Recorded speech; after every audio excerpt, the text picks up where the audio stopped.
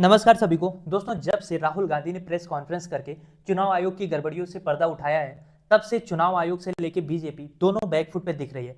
आज बिहार में अमित शाह ने मिथिला में मां जानकी के मंदिर का शिलान्यास करने के बाद एक लंबा चौड़ा भाषण दिया है। बहुत कुछ उन्होंने बोला है, आदिवासियों पे बोला है, लालू प्रसाद यादव पे बोला है, राहुल गांधी को संविधान पढ़ने का पाठ भी पढ़ाया है। पर जो टू द पॉइंट सवाल था उसका जवाब नहीं दिया। सवाल ये था कि वोटर लिस्ट की सॉफ्ट कॉपी राहुल गांधी को या विपक्ष को, इनफैक्ट कोई भी एक आदमी मांग रहा है तो उसको क्यों नहीं दी जा सकती? चुनाव आयोग के पास छुपाने को क्या है? और आरोप जब चुनाव आयोग पे लग रहा है तो उसको डिफेंड करने बीजेपी क्यों आ रही है? आखिर बीजेपी भी तो एक पार्टी है जैसे कांग्रेस है। और अगर कोई साक्ष्य मांग रही है कांग्रेस, तो बीजेपी को तो उसका समर्थन करना चाहिए कि हाँ भाई, मांग रहे हो, सही मांग रहे हो, हम भी मांग रहे हैं, दो।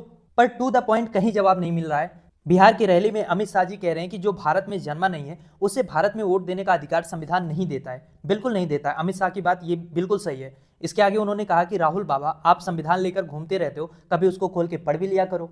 तो अमित शाह जी, जो लोग संविधान पढ़े हैं वो आपसे ये पूछ रहे हैं कि 2023 में ऐसी क्या मजबूरी आ गई कि चुनाव आयुक्त का जो नियुक्ति होती है उसमें से आपने सीजेआई यानी कि चीफ जस्टिस ऑफ इंडिया को क्यों हटाया? और क्यों आपको चुनाव आयुक्त अपने पसंद का चाहिए, अपनी मर्जी के हिसाब से चाहिए? क्यों उसकी नियुक्ति जो है, जो अब तक स्वतंत्र मानी जाती थी, उसमें आपने बदलाव कर दिया? अमित शाह जी ने कहा कि जो भारत में जन्मा नहीं है उसे भारत में वोट देने का अधिकार संविधान देता नहीं है। बिल्कुल सही बात है। लेकिन जो भारत में जन्मा है उसका नाम बिना पूछे काट देना, क्या ये अधिकार संविधान देता है? क्या संविधान एक आदमी को चार चार जगह वोट देने का अधिकार देता है? क्या संविधान 80 साल 90 साल की उम्र की महिला को फर्स्ट टाइम वोटर फॉर्म 6 के जरिए बनने का अधिकार देता है? क्या चुनाव आयोग को यह अधिकार संविधान देता है कि जो वोटर लिस्ट है, जो एक पब्लिक प्रॉपर्टी है, उसको अपनी प्राइवेट प्रॉपर्टी की तरह जनता के सामने नहीं रख रहा है, ना प्रेस कॉन्फ्रेंस कर रहा है और ना पारदर्शिता दिखा रहा है, नेताओं की तरह गोल गोल बातें कर रहा है? और अगर नियम से ही चलने की बात हो रही है तो किस नियम के तहत, कहां पे ये लिखा हुआ है कि राहुल गांधी से चुनाव आयोग एफिडेविट मांग सकता है? किस नियम के तहत मांग रहा है?